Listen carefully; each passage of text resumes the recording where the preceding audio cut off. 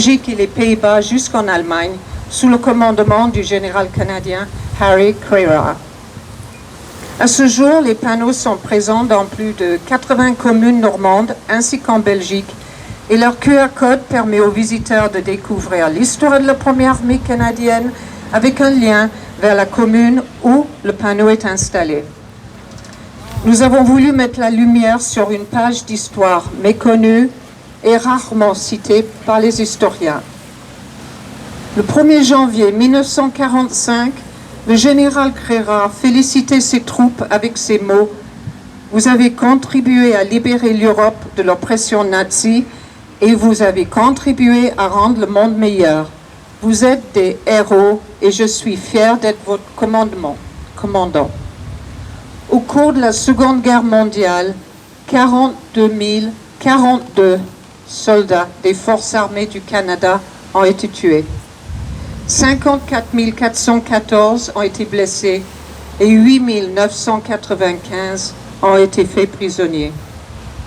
Votre présence aujourd'hui rappelle l'importance de se souvenir et de perpétuer le travail de mémoire afin que nos enfants n'oublient jamais le sacrifice et le courage de ceux tombés au champ d'honneur. Car les oublier, c'est les trahir. Et si nous les trahissons, cela voudrait dire qu'ils sont morts pour rien. À présent, je dédie à tous ceux qui ont donné leur vie pour notre liberté les 4 lignes de l'acte de souvenir, extraites d'un poème anglais intitulé « For the Fallen », pour les tombés. Pour la petite histoire, ce poème a été composé lors de la Première Guerre mondiale par la poète anglaise Lawrence Binyon. Lawrence est venu en France aider la Croix-Rouge dans un hôpital britannique créé spécialement pour les soldats français, établi dans le château d'Arc-en-Barrois en Haute-Marne, château mis à la disposition des Britanniques pour les blessés du front de Verdun par le duc de Penthièvre. C'est là, bouleversé par le nombre de morts qui côtoyaient, que le poète a écrit des mots devenus mondialement célèbres. They shall grow not old, as we that are left grow old. Age shall not weary them, nor the years condemn. At the going down of the sun, and in the morning, we will remember them.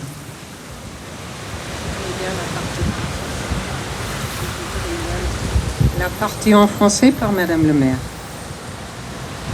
Ils ne vieilliront pas comme nous, qui leur avons survécu. Ils ne connaîtront jamais l'outrage, ni le poids des années. Quand viendra l'heure du crépuscule et celle de l'aurore, nous nous souviendrons d'eux.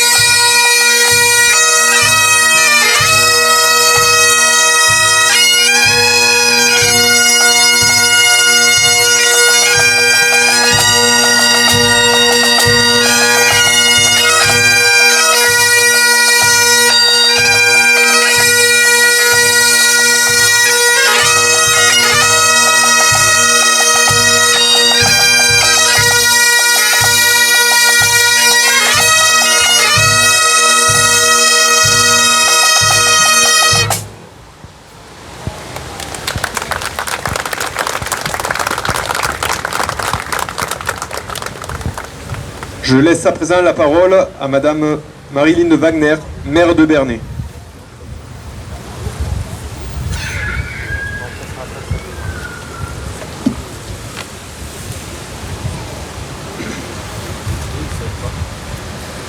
Bonjour à toutes et à tous et bienvenue à Bernay à l'occasion de la commémoration du 80e anniversaire de la libération de notre ville. Notre calendrier national est riche en commémorations. À côté de tels rendez-vous, il reste essentiel de continuer à se souvenir d'événements plus locaux, mais qui sont tout autant le socle d'une mémoire et d'une identité commune. Ne dit-on pas que les petites histoires font la grande? La grande histoire qui nous concerne débute le 10 mai 1940. L'Allemagne lance alors une offensive sur l'ouest en direction des Pays-Bas, de la Belgique, du Luxembourg et de la France.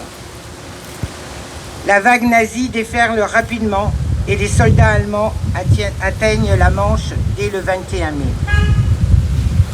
Le 9 juin, plus près de nous, Évreux est bombardé. Le 15 juin, les troupes allemandes entrent dans Bernay.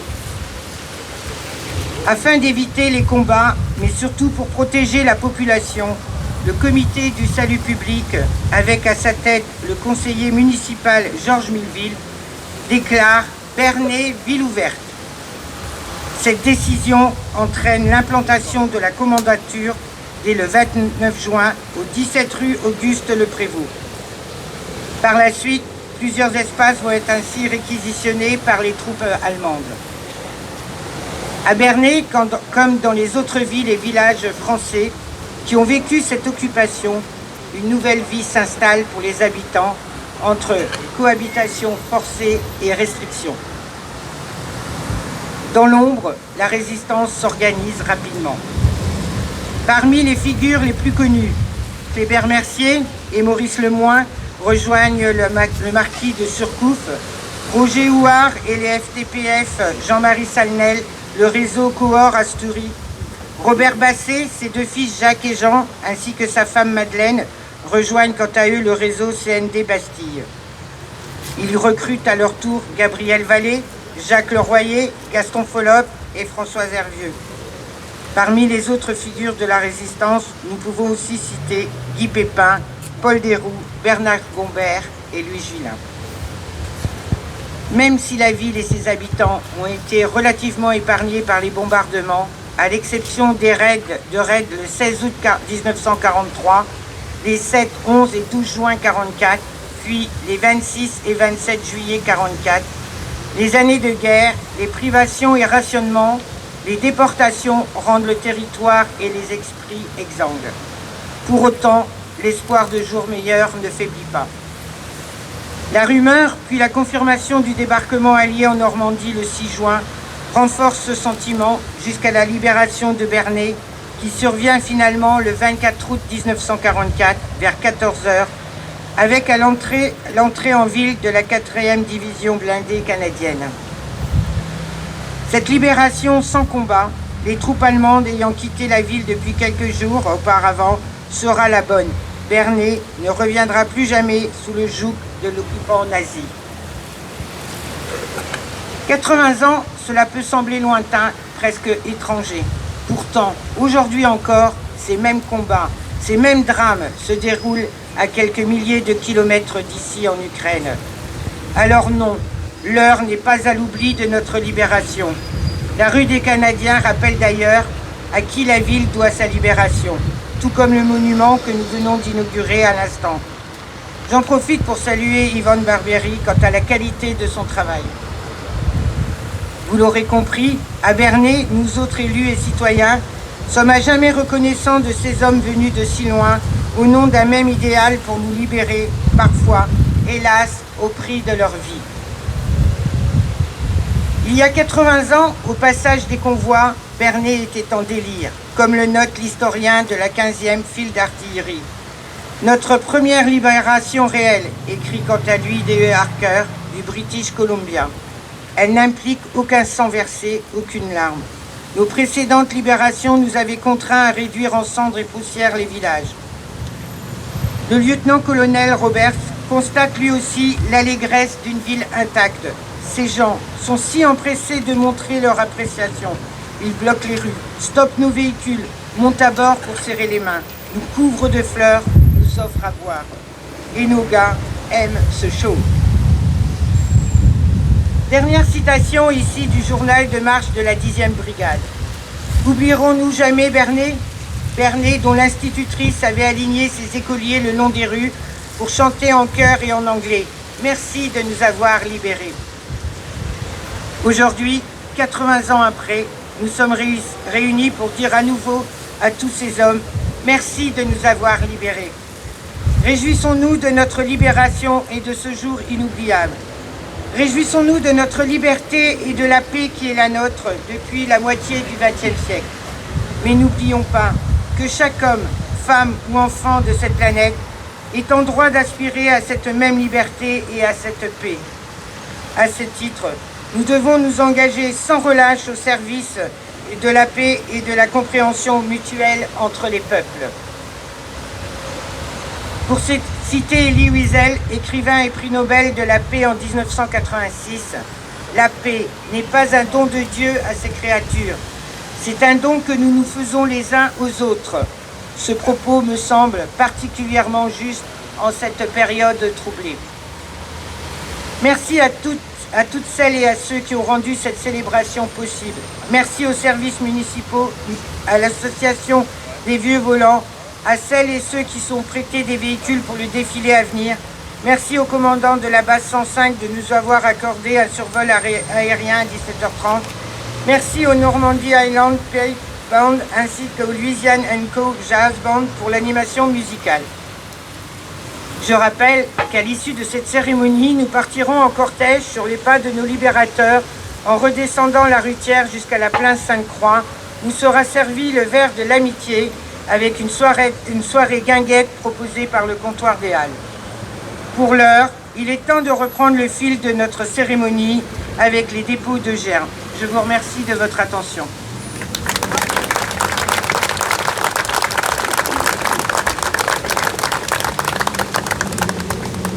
Prise de parole de M. Carl Terrolion, directeur de cabinet de M. Simon Babre, préfet de l'Eure, représentant M. Philippe Fournier-Moncheux, sous-préfet de Bernay.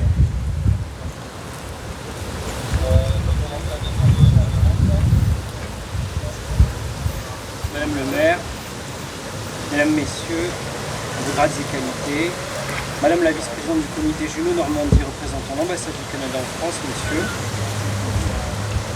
Mesdames, Messieurs, merci. C'est en ma qualité de sous-préfet, directeur de cabinet du préfet de l'Eure, à la fois une joie et un honneur de le représenter parmi vous aujourd'hui, en cette journée si emblématique. Voici 80 ans, les 23 et 24 août 1944, Bernay et ses environs étaient libérés du joug nazi, grâce au courage des soldats canadiens qui ont exposé leur vie pour notre liberté et pour la défense des valeurs universelles de dignité humaine, de démocratie, de respect de l'état de droit qui fondent nos sociétés avancées, alors opposées à la barbarie criminelle et totalitaire nazie dans un combat titanesque, dans un combat de civilisation. Le ciel de plomb et de malheur qui pesait sur nos concitoyens a alors pris fin. Après les orages de longs et durs combats depuis le 6 juin, ramenons la lumière et l'espoir dans les esprits et dans les cœurs. Je pense à tous ces jeunes hommes du Canada qui se battaient pour nous, loin de leur pays et de leurs proches, surtout à ceux qui sont morts depuis le 6 juin. Pour que la France soit libérée, pour que notre pays recouvre sa souveraineté et puisse se reconstruire moralement et matériellement après les indicibles horreurs de l'occupation. Puissions-nous toujours être dignes d'eux et rendre hommage à leur mémoire, comme à celle de tous les libérateurs de la France, quelle que soit leur nationalité.